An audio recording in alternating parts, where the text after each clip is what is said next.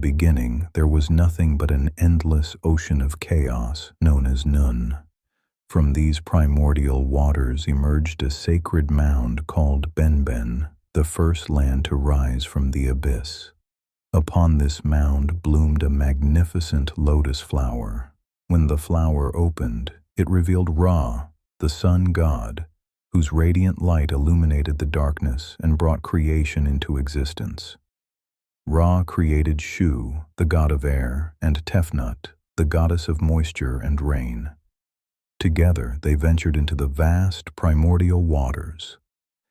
When they failed to return, Ra feared he had lost his children forever and sent his divine eye to search for them. When Shu and Tefnut finally returned, Ra's joy was so overwhelming that tears fell from his eyes. From those tears, humanity was born. Shu and Tefnut later gave birth to Geb, the god of the earth, and Nut, the goddess of the sky. Thus, the heavens and the earth came into being. Ra ruled over creation as the first divine king, blessing Egypt with sacred animals and his greatest gift of all, the Nile River. Along its fertile banks, humanity built a civilization dedicated to honoring the gods. Yet Ra foresaw a prophecy. The children of Geb and Nut would one day overthrow him. To prevent this, he forbade them from having offspring, but fate cannot be denied. Nut and Geb secretly had 4 children: Osiris, Isis, Set, and Nephthys. Their arrival would forever change the destiny of Egypt. Osiris and Set.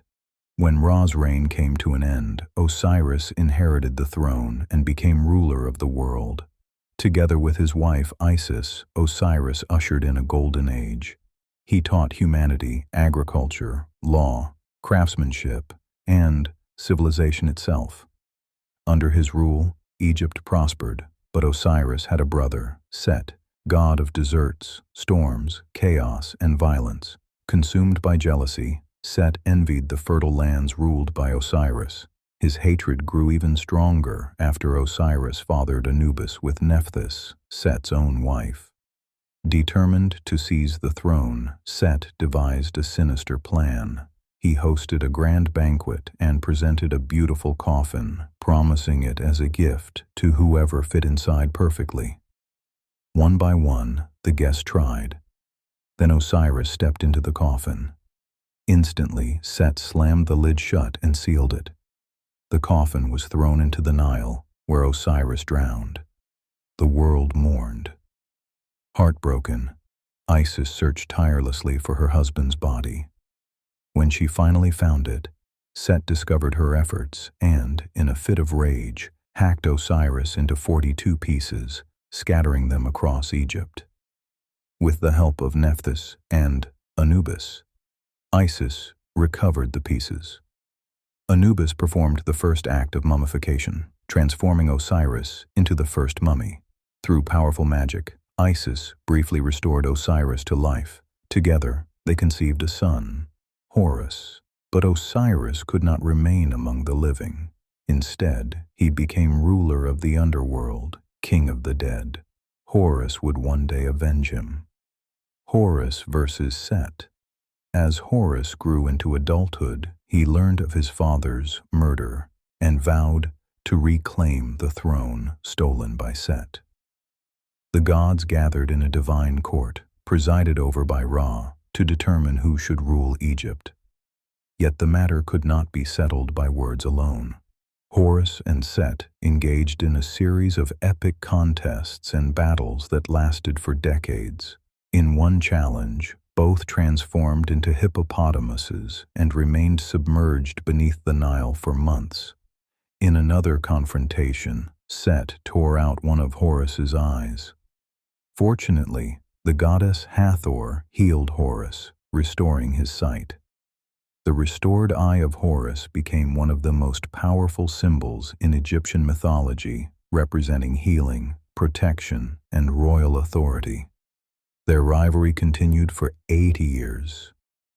At last, the gods rendered their final judgment. The throne rightfully belonged to Horus. Set was defeated and banished to accompany Ra's solar bark through the heavens, where he would fight the forces of chaos for eternity. Horus became king of Egypt, and every pharaoh thereafter was considered his earthly descendant, Ra and the solar boat. Although Ra no longer ruled directly, he remained one of the most powerful gods. Each day, he sailed across the sky aboard his solar boat, bringing light to the world. At sunset, his vessel descended into the underworld, where he traveled through 12 mysterious regions during the night.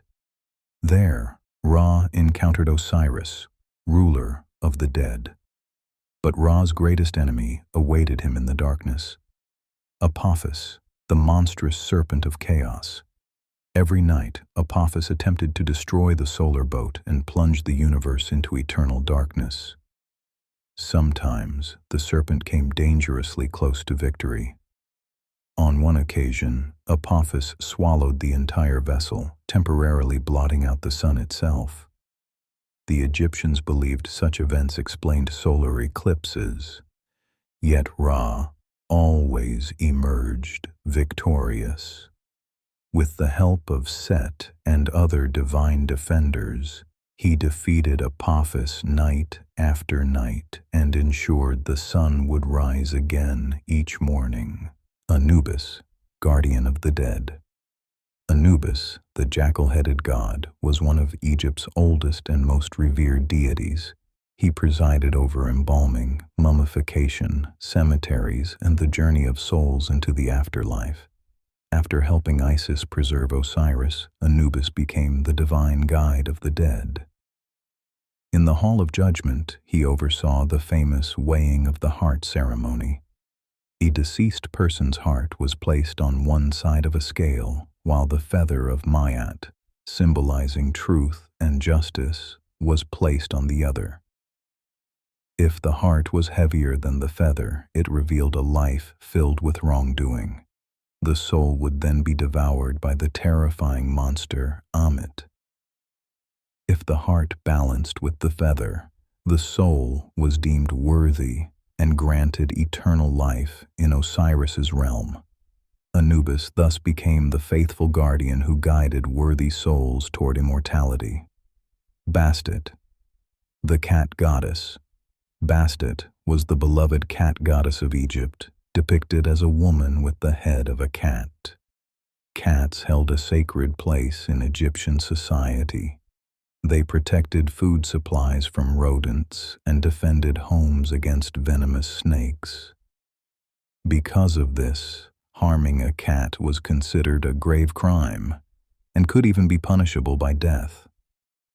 Bastet was associated with protection, fertility, motherhood, and the sun. By day, she accompanied Ra on his journey across the heavens. By night, she defended the world against the serpent Apophis. Many Egyptians considered cats members of the family, and when a beloved cat died, it was often mummified and buried with honor. Some traditions describe Bastet as the gentler form of Sekhmet, the fierce lioness goddess of war and destruction. Together, they represented the dual nature of divine power, compassion, and fury. Even today, the image of Bastet remains one of the most recognizable symbols of ancient Egypt, a reminder of a civilization where cats were treated as sacred beings worthy of divine respect.